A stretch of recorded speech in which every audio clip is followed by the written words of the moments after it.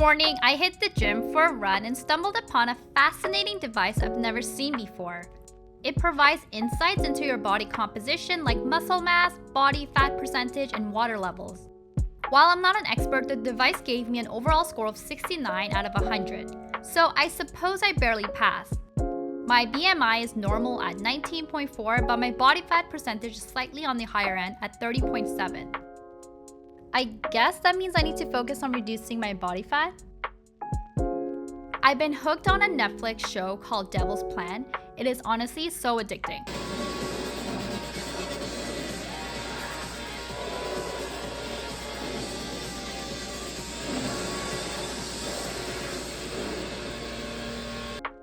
One of my favorite Korean snacks since childhood is this.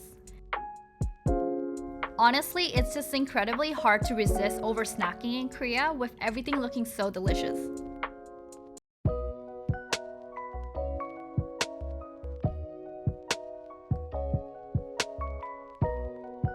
Today we're headed to Gangnam. I've booked an appointment at a hair salon recommended by my cousins. Getting your hair done in Korea is not only more affordable, but also they offer better services. A basic haircut starts at only 7,700 won, with shampooing costing an extra of 3,300 won. Jason is getting a haircut, and we're both dyeing our hair brown today.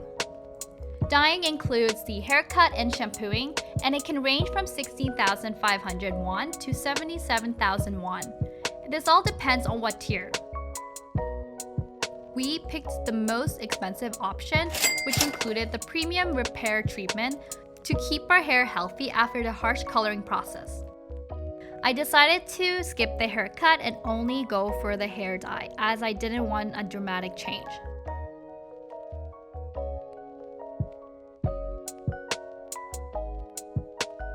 I'm honestly pleased with how my hair color turned out. Next, we're off to the underground mall. If you're planning on visiting Gangnam Express Terminal Station, make sure you do some underground shopping. This place is also known as Goto Mall. What are you eating? Show me on the camera. Do you like it?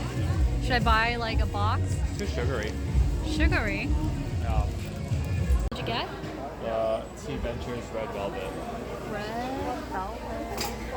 Korea only, I guess.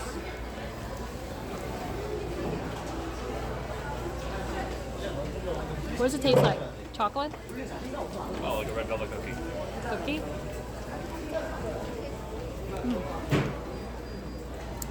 It's like chocolate. Yeah. Remember to bring cash and perhaps your own bag to avoid ending up with a bunch of plastic bags. It actually becomes challenging to keep track of all the bags after buying too much. This mall has over 600 stores and is the largest underground mall in Seoul. It's definitely more budget-friendly than Myeongdong or Hongdae, so be sure to check it out. Let me share my secret for bringing back all my goods from Korea. I basically travel with empty suitcases to Korea and then fill them up completely before leaving. As Korea gets colder, I wanted to buy a coat, but not just any coat. I had my eyes on a specific Korean brand I love, KL by Lin and Kenneth Lady. That's why we're headed to an outlet department store.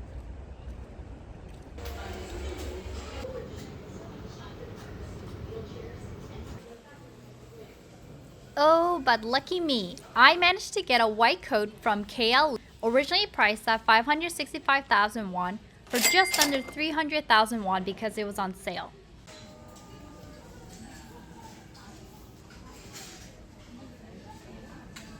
Overlooked.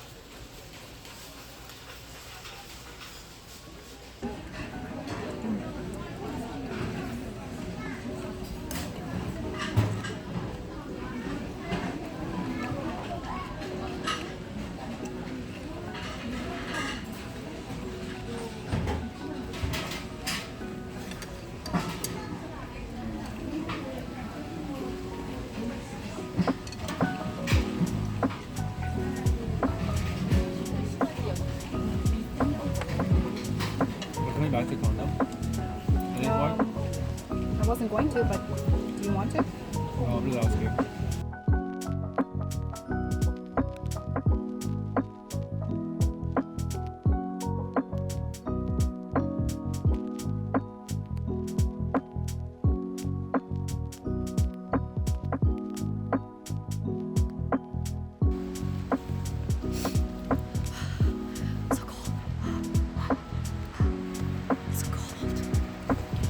What's the temperature, Jason?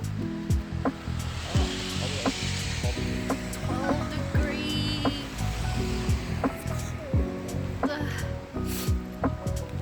I did buy a new jacket, but I don't want to take it out because it's new.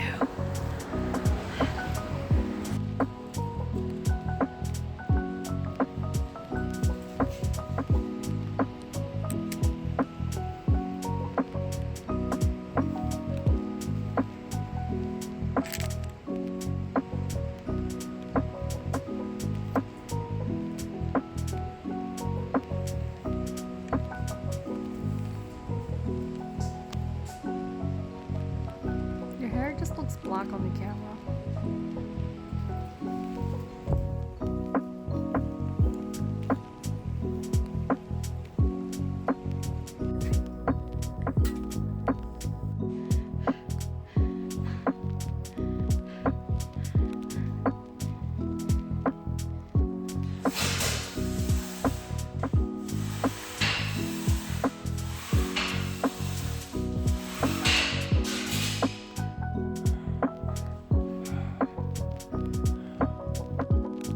Look guys, we bought matching rabbit headbands.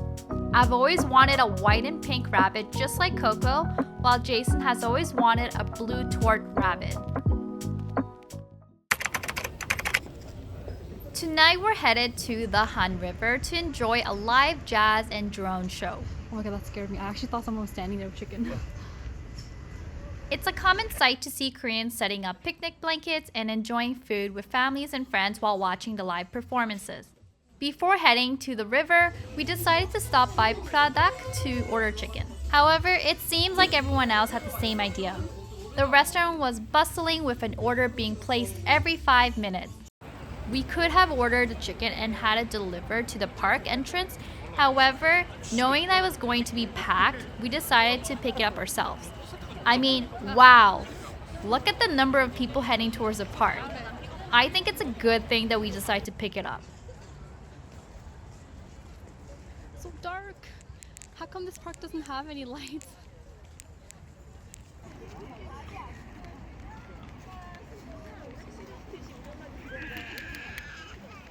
Wait, you go right that way. I see people going that way. Let's go that way. Okay, I'll follow you.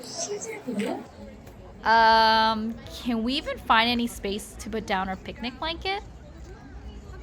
Thankfully, Jason is so tall that if I were to get lost in this crowd, I could always find my way to him. He's basically a lighthouse for lost ships like me.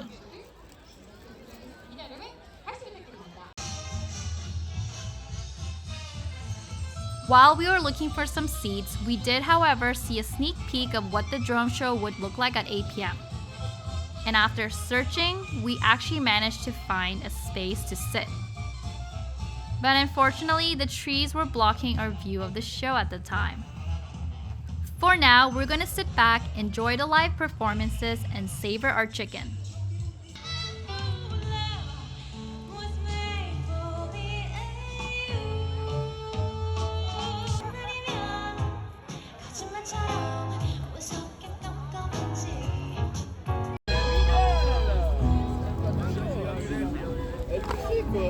Give me your flashlight for a second. Oh, what is this? I want to show the chicken, what a chicken looks like. What does our beautiful chicken, corn chicken look like? Ta-da! Let me just zoom it in. Yeah.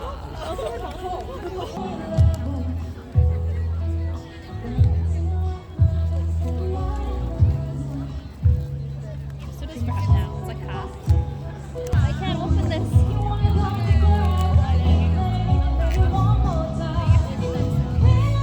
It's like wasabi almost.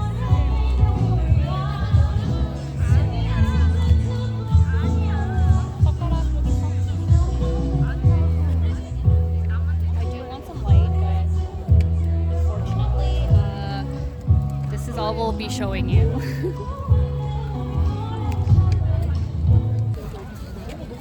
Cheers.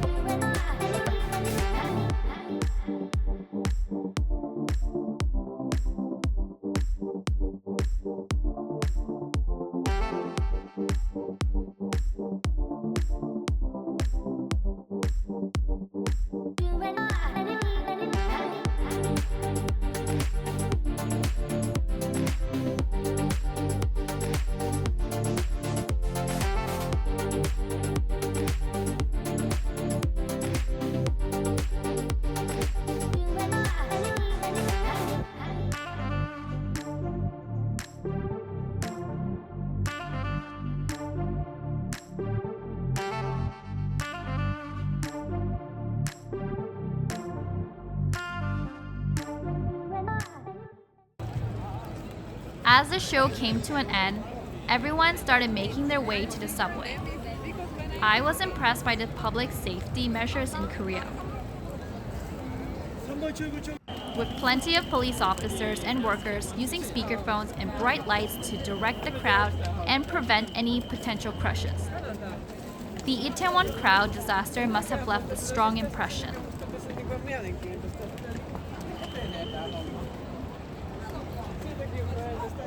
If you don't know about the Itaewon disaster, I'll talk more about it in another video. But basically, it was a tragic event where many people were crushed to death on a Halloween weekend due to overcrowding in one area. The subway trains were frequent, with one arriving every minute, so we were able to quickly get home. That's all for now. Please like and subscribe, and I'll see you in my next video. Bye bye!